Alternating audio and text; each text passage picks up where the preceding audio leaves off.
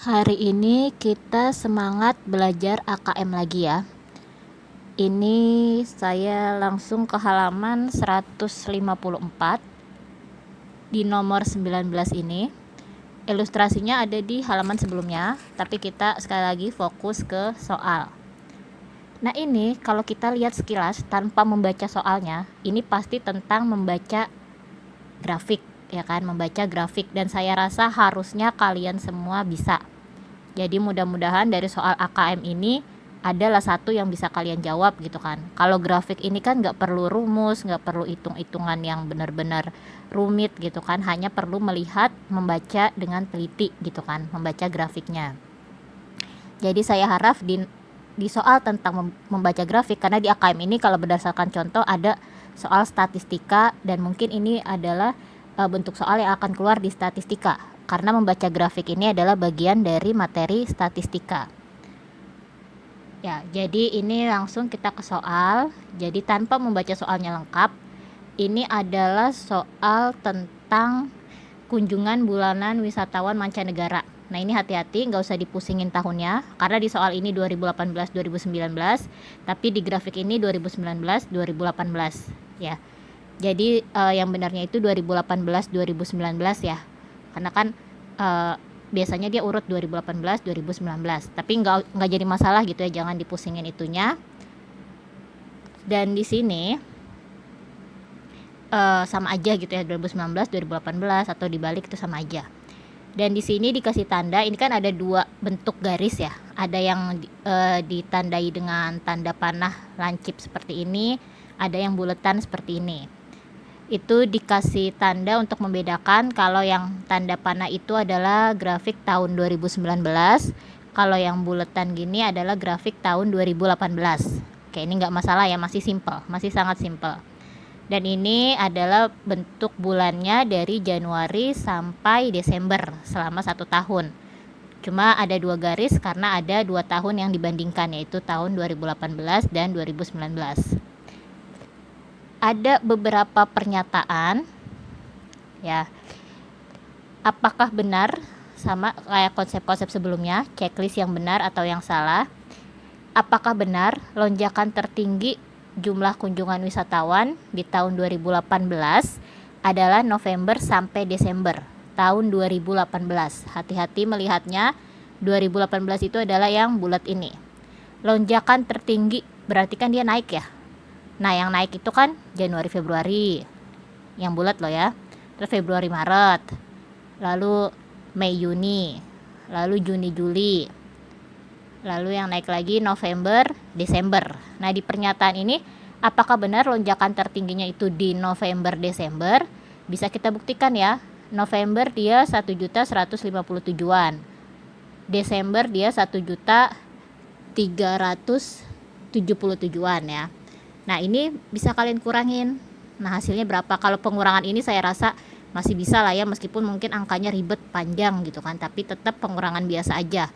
Ini hasilnya berapa, kemudian yang ini juga hasilnya berapa, karena saingannya antara ini atau ini kan yang kelihatannya paling tinggi gitu ya, tapi lihat dari grafiknya aja sih tinggian ini gitu kan. Berarti pernyataan ini lonjakan tertinggi di bulan November Desember benar ya, dan itu bisa kalian buktikan pakai angka, bukan sekedar kelihatannya gitu kan, bisa dibuktikan pakai angkanya seperti itu.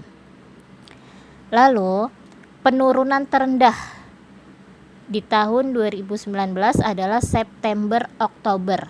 Benar atau salah? Penurunan terendah September Oktober atau bukan, ini tahun 2019 ya. Ya, 2019 berarti yang segitiga ini. September Oktober, tadi ini September, ini Oktober. Bisa lagi kalian buktikan pakai angka penurunannya dia berapa. Mana lagi yang turun? Oh, sorry, September Oktober ini ya. September Oktober yang karena yang panah kan tahun 2019. Terus yang turun lagi adalah ini juga turun. Kemudian mana lagi yang turun?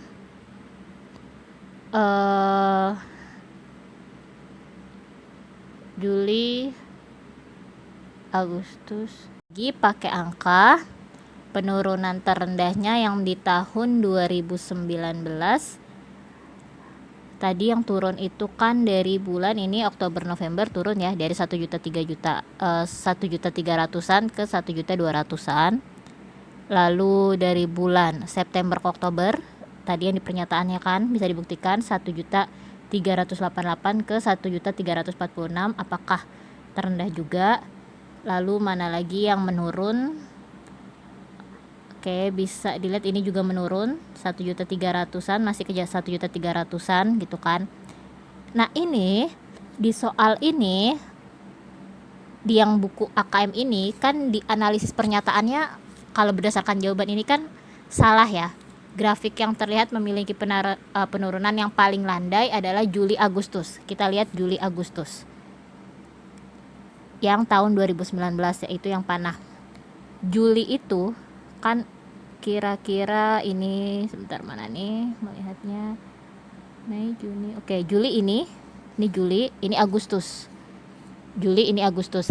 Hati-hati ya, dari Juli ke Agustus ini kan membacanya gini kan, Juli 1.400.000 meskipun arah panahnya memang ke bawah gini gitu ya, Juli 1.400.000, Agustus 1.500.000, berarti ini naik dong, dari Juli ke Agustus itu naik. Sedangkan di pernyataan ini adalah penurunan yang paling landai adalah Juli Agustus. Kalau Agustus ke Juli mengalami penurunan, iya.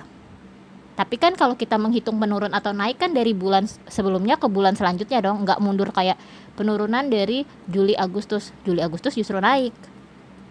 Ya kan, meskipun arah panahnya begini, arah panahnya kayak turun. Tapi kan dari statistik angkanya dia naik gitu kan. Kalau Agustus ke Juli turun, benar gitu kan. Tapi Juli ke Agustus itu adalah naik. Ya. Jadi mungkin ini ada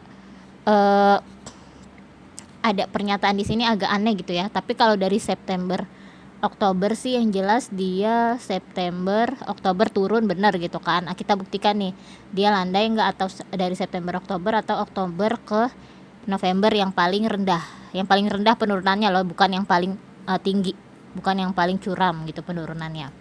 Nah, kita buktikan aja pakai angka. Berarti bisa kita lihat dari grafik yang mungkin penurunannya atau kemiringannya nggak drastis ya. Sepertinya April sama Mei nih dia nggak drastis ya kan, bentuk garisnya kan turun tapi dia nggak drastis, berarti dari 1.300.000 ke 1.200.000-an gitu kan. Atau mungkin dari ini nih yang Maret ke April ya, 1.311-an ke 1.302-an. Nah, ini masih kalian buktikan lah ya. Nah, pokoknya nanti di soalnya pasti nggak akan menimbulkan kebingungan yang seperti ini. Ini kan nggak jelas nih kalau di pembahasannya katanya yang penurunannya paling landai Juli Agustus, padahal Juli ke Agustus itu justru naik. Kalau Agustus ke Juli memang turun gitu kan. Tapi kan kalau kita membaca grafik kan pasti ke bulan selanjutnya gitu kan, seperti itu ya. Jadi ini kita lihat aja yang penurunannya paling rendah kemungkinan adalah Maret sama April, Maret ke April. Itu kalian bisa buktikan pakai hitung-hitungan angkanya. Lanjut pernyataan ketiga, selisih jumlah wisatawan antara tahun 2018-2019 yang terbesar terjadi bulan November. Kita lihat bulan November. Ya, selisih jelas ditandai dengan jarak antara garis pembeda 2018-2019. Jaraknya semakin jauh, berarti selisihnya makin jauh gitu kan. Ini sangat kelihatan gitu ya. Daripada ini sama ini sama ini, atau ini sama ini, yang paling jauh adalah ini selisihnya. Berarti pernyataan ketiga benar ya, selisih jumlah wisatawan antara tahun 2018-2019 yang terbesar terjadi di bulan November. Ya, seperti itu. Lalu pernyataan yang keempat, selisih jumlah wisatawan mancanegara yang terkecil adalah di bulan Agustus. Kita lihat. Nah, ini hati-hati, yang terkecil berarti jaraknya semakin dempet kan di bulan Agustus ini, atau kemungkinan di bulan Mei ini. Nah, ini bisa kalian buktikan ya kan, karena yang paling rapat antara dua ini, atau di bulan September ini bisa juga sih, September ini ya antara tiga itu ya nominasinya ya, karena yang paling rapat kan nggak kelihatan jelas. Kalau ini kan kelihatan jelas jaraknya ya, kalau ini rapat banget. Bisa kalian buktikan dengan menghitung angkanya, yang mana yang selisihnya terbesar. Selisih itu kan jarak ya, atau ini dikurangin yang mana yang terbesar. Dan di sini udah dibuktikan kalau yang selisih terkecil, yang mana yang selisihnya paling kecil, angka hasil pengurangannya paling kecil, Di sini sudah dibuktikan yang paling terkecil adalah di bulan Mei. Bisa kalian buktikan sendiri ya, karena kadang kalau jawaban dari buku AKM ini juga kadang bisa salah gitu kan, kayak tadi di pernyataannya bisa membingungkan. Tapi kalau untuk membaca grafik, sekali lagi saya rasa harusnya gampang lah ya, bisa kalian selesaikan di materi statistika ini. Nggak ada rumus, hanya membaca grafik aja, dan mungkin hitung-hitungannya angkanya jutaan gitu kan, pengurangannya hati-hati, seperti itu aja. Lanjut kita ke halaman 158. Nah, ini ada ilustrasi, ada gambar gazebo. Ya, di sini udah dikasih ilustrasi gazebo itu gambarnya seperti ini. Ukurannya 2 meter kali 2 meter. Artinya panjangnya 2 meter, lebarnya juga 2 meter. Ini di sini juga udah dikasih panjangnya 2 meter, lebarnya berarti ini ya. Ini juga 2 meter gitu kan. Lalu kemudian mana lagi yang ada angkanya? Nah, ini kemiringan atap adalah 45 derajat. Yang ditanya tinggi gazebo sampai puncak atap. Di sini tinggi gazebo yang ini udah jelas 2 meter dari soal.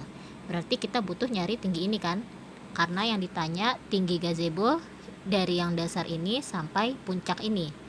Nah, berarti kita fokus ke atapnya aja. Karena yang kita mau cari adalah tinggi atap. Nanti ditambah sama tinggi yang ininya.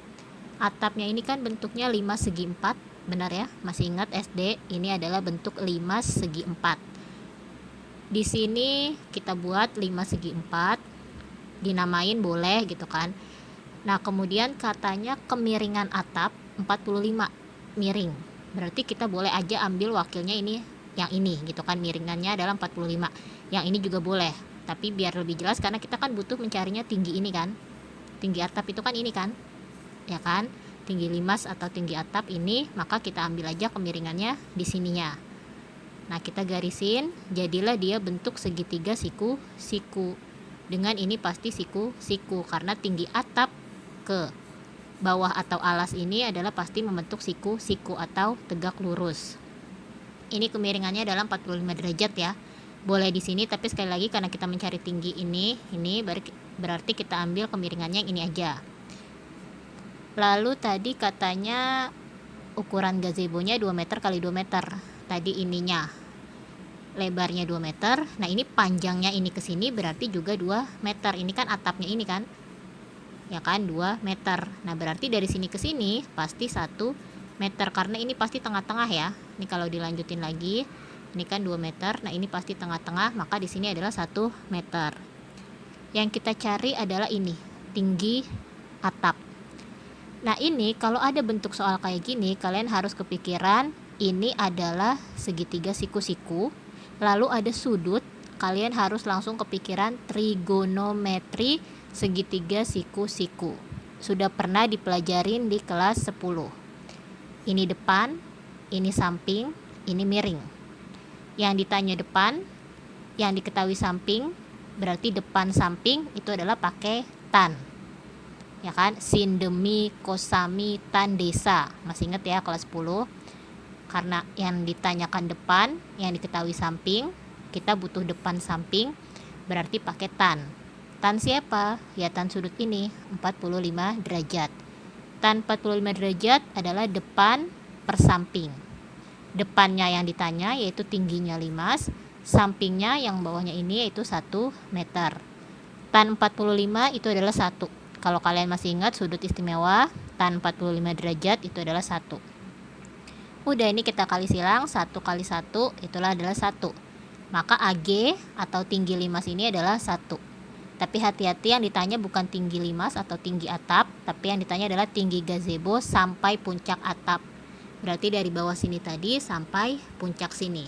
Tadi ini udah jelas 2 meter, ditambah tinggi atapnya aja itu adalah 1. Jadi 1 tambah 2 itu sama dengan 3 meter. Seperti itu.